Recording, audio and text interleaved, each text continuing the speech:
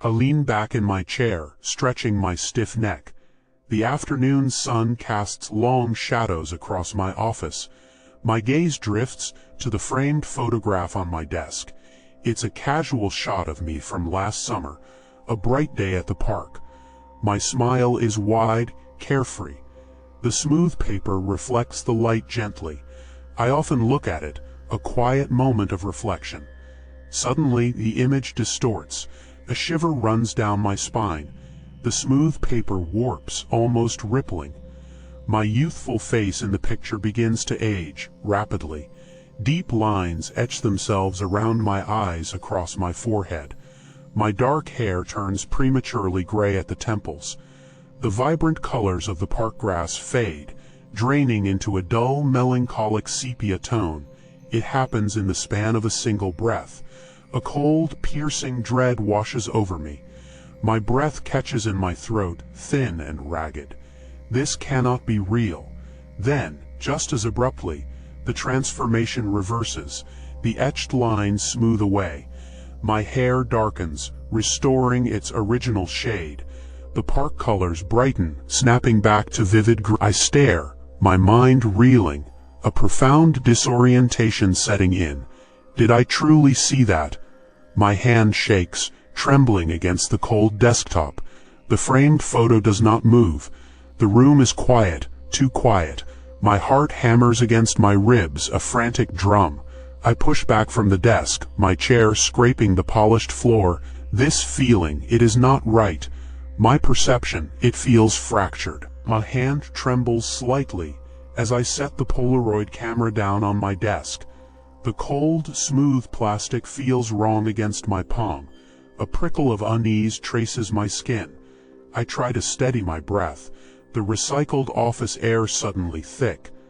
Mark from accounting walks past my cubicle, his usual cheerful gait.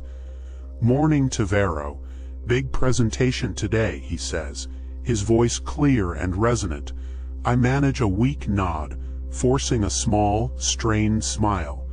Then I hear it, faintly, almost a whisper in the echoing hallway. "Morning, TVERO. Big presentation today." Mark is already 20 feet away, almost at the break room door. His back is entirely to me. He stops, mid-stride, his movements freezing for a split second. He turns his head slowly, a deep, confused frown pulling at his brow. He glances over his shoulder, looking for something unseen. "Did I just say that again?" he mutters, almost to himself. A strange question in his tone. He shakes his head quickly. Then he keeps walking, disappearing around the corner. My personal unease solidifies into shared dread. It is no longer just my perception failing. The air itself feels thin, shimmering at the edges of my vision. My mind races, connecting these strange, impossible incidents. The camera sits silently on my desk, an inert black block. Its dark, unblinking lens reflects the dim office lights back at me. This temporal break is spreading. It reaches beyond me now. Our shared reality cracks around us both. I lean over the workbench, polishing the antique silver locket. My cloth rubs slow circles. The metal gleams brightly under the lamp. Then a dark cloud appears on its surface. It tarnishes instantly. I rub harder, chasing the creeping blackness. A fresh sheen forms only to vanish. The locket darkens again. It's like watching a film in fast forward. My hands begin to ache. I press down, a frustrated sigh escaping me. The metal feels strange.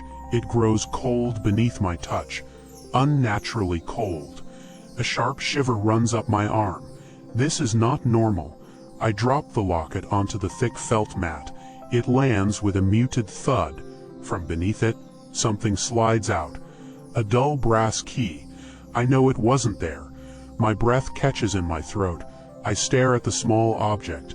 It looks old, its surface intricately etched. I reach for it, my fingers hesitant. They graze the key. An icy jolt pierces my skin. It is utterly frigid, a cold that burns. The chill seeps into my bones. It feels wrong, ancient. A faint vibration hums against my palm. The silver locket on the mat is now black, completely corroded. Rust blossoms over its surface, growing visibly. I grip the cold key tighter.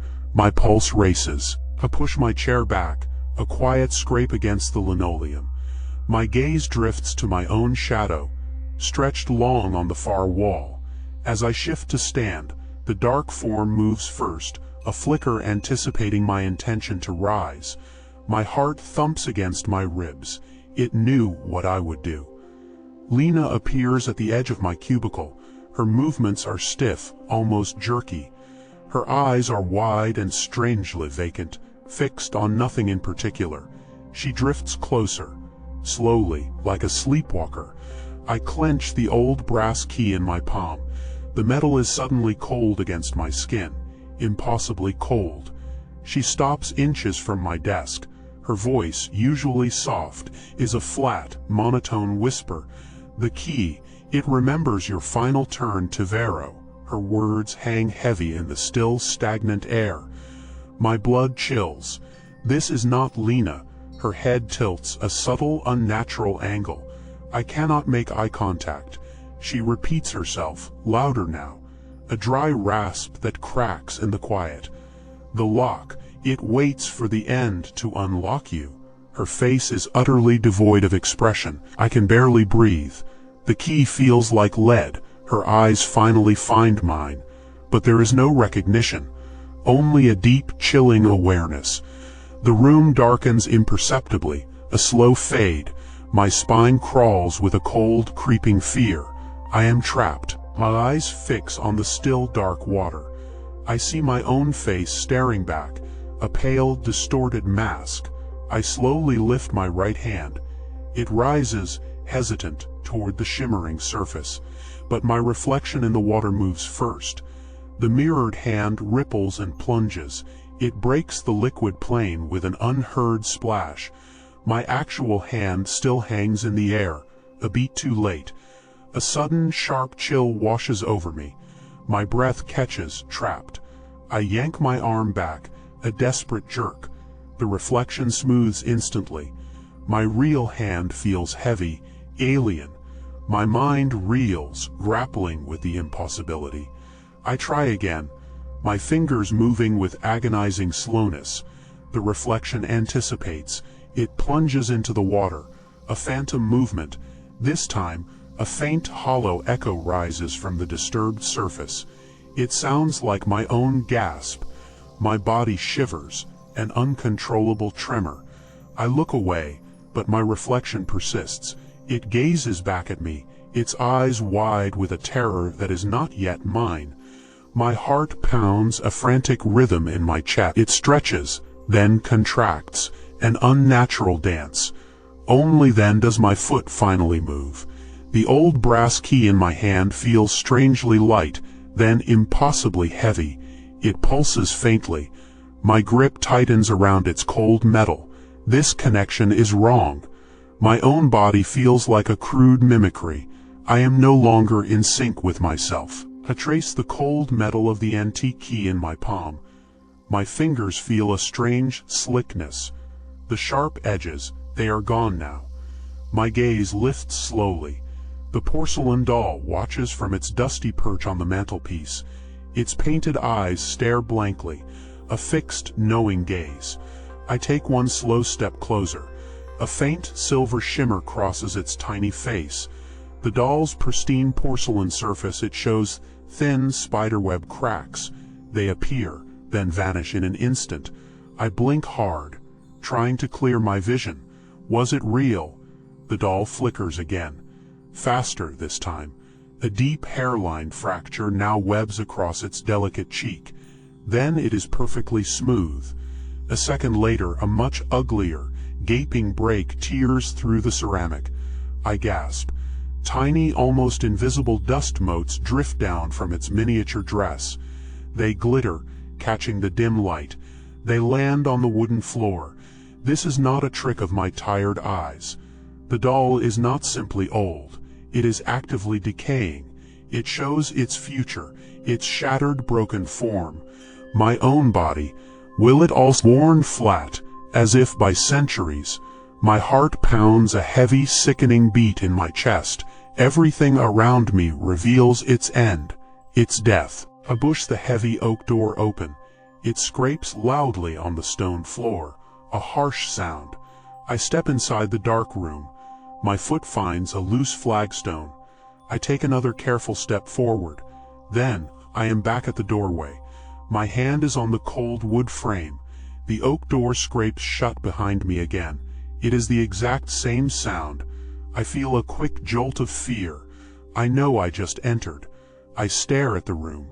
I try to walk in again. The same thing happens.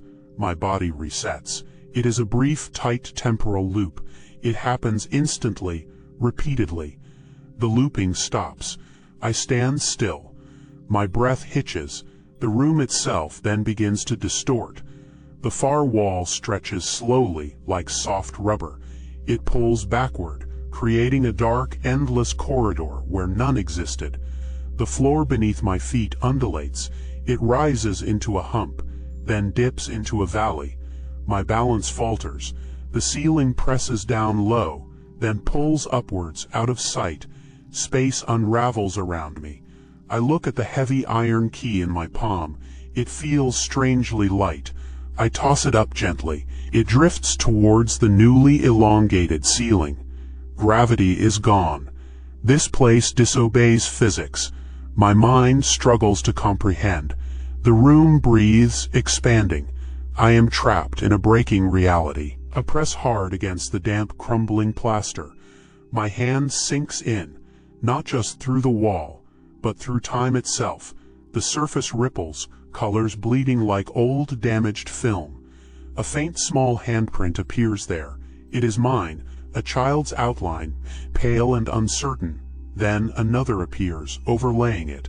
An older, gnarled imprint, my own, decades later, etched into the same spot. My mind fragments, memories splinter. I lurch backward, gasping. The entire room warps, breathing. My vision flickers violently. I see myself, young and vibrant, laughing in a sunlit garden. The garden dissolves instantly.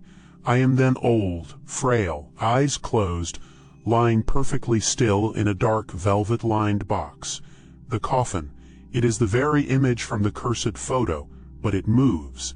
The present moment blurs into these impossible, dreadful futures. I am everywhere, all at once. My fingers clench around the brass key still in my pocket. It grows searing hot against my palm. The metal glows, a faint, sickly orange light. It pulls at my skin. It hears my veins throb with cold iron. I cannot scream. My throat constricts. The walls around me echo my unspoken terror. They whisper my name, but it sounds like a distant, hollow death rattle. Escape is not possible. This is assimilation. I stumble towards the large, tarnished mirror, my legs feeling like lead. My reflection greets me, a pale, gaunt figure, eyes wide with unfathomable dread. I barely recognize the hollow fear etched deep into my own face. My trembling hand slowly lifts. It touches the cold, unyielding glass, seeking some anchor. The surface shimmers, distorting my image. It pulls apart. My present form blurs, then elongates. Another figure bleeds into view, transparent at first. It coalesces beside me. It is me, younger. Years melt away from my face. My skin is unlined, my gaze clear and vibrant. This is my past self, full of life. I try to pull my hand back, but cannot. The mirror tightens its grip. A third form begins to solidify. This one is different. It is gray, lifeless. Its jaw hangs slightly open. Its eyes are empty hollows. Dark plush cloth seems to cradle this final shape. This is the image from the Polaroid. My body in a coffin. My inevitable dead self. 3 versions of me now fill the reflection. My sense of self shatters into a million pieces. A cold despair washes over me. I am not one TVERO. I am a collection of moments, all dissolving, all dying. My very identity is now just a procession to the grave. I stumble towards the large, tarnished mirror, my legs feeling like lead. My reflection greets me, a pale, gaunt figure, eyes wide with unfathomable dread. I barely recognize the hollow fear etched deep into my own face. My trembling hand slowly lifts. It touches the cold, unyielding glass, seeking some anchor. The surface shimmers, distorting my image. It pulls apart. My present form blurs, then elongates. Another figure bleeds into view, transparent at first. It coalesces beside me. It is me, younger. Years melt away from my face. My skin is unlined, my gaze clear and vibrant. This is my past self, full of life. I try to pull my hand back, but cannot. The mirror tightens its grip. A third form begins to solidify. This one is different. It is gray, lifeless. Its jaw hangs slightly open. Its eyes are empty hollows. Dark plush cloth seems to cradle this final shape. This is the image from the Polaroid. My body in a coffin. My inevitable dead self. 3 versions of me now fill the reflection. My sense of self shatters into a million pieces. A cold despair washes over me. I am not one TVERO. I am a collection of moments, all dissolving, all dying. My very identity is now just a procession to the grave. I try to stand, but my legs feel stiff, like old wood. A soft crackle sounds as I move. My skin is tightening. It feels like paper, brittle and dry. I press my palm to my face. Small, almost invisible fissures appear. Dark lines emerge under my fingertips. I pull my hand away quickly. The lines are text, printed clearly on my flesh. They are cold. They are not tattoos. I read the words. It is my name, followed by dates. An epitaph. My epitaph. My entire body becomes a canvas for these stark declarations. Each breath is a paper rustle. The pain is no longer sharp. It is a deep internal ache. A heavy metal key has settled inside my chest. It presses against my ribs, unmoving. I shuffle towards the window. The reflection shows more than my face. It shows what I am becoming. My eyes are empty, sunken deep. My jaw is unnaturally slack. My clothes hang loose on a frame that is too thin. I am seeing the final picture. The black silk cushion. The polished dark wood. The brass plaque gleaming. The curse has woven itself into my very form. I am the photographic negative, waiting for the final print.